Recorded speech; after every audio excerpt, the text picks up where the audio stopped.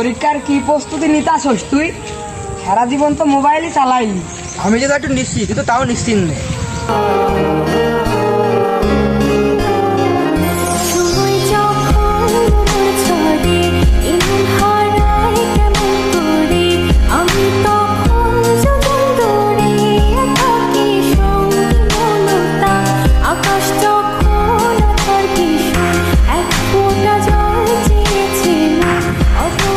থাক থাক, আর দেওয়া লাগবে না।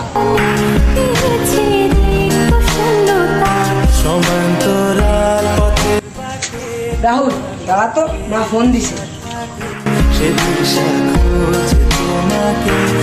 হ্যালো, আসসালামু আলাইকুম মা। ওয়ালাইকুম আসসালাম। আমার বাবা অনেকদিন ধরে অসুস্থ। কি? এবার তুমি ছুটি নিয়ে গ্রামের বাড়ি চলে আসো। দাঁড়াও, আমি আজকে বাড়ি আসতেছি।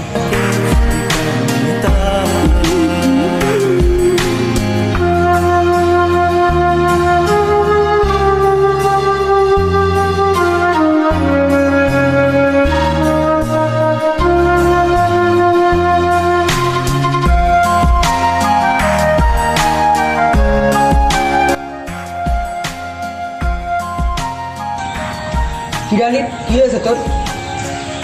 না তেমন কিছু না। আরে কি হয়েছে বল, আমি বুঝতে পারতেছি তো কিছু একটা হয়েছে।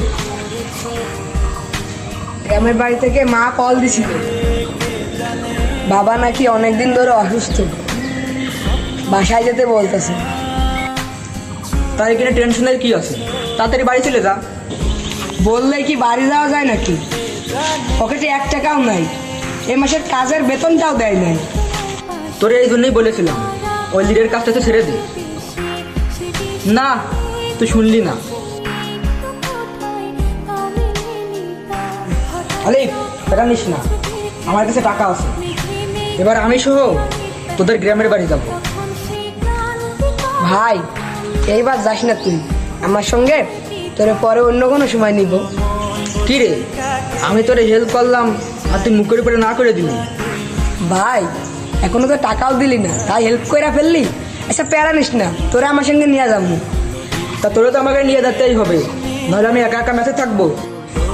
আচ্ছা থাম, তোরে আমি গ্রামের বাড়ি নিয়ে যাবো। কোন রেডি হলে তাড়াতাড়ি মেসেজ আছে। আচ্ছা চল, তাড়াতাড়ি আয়।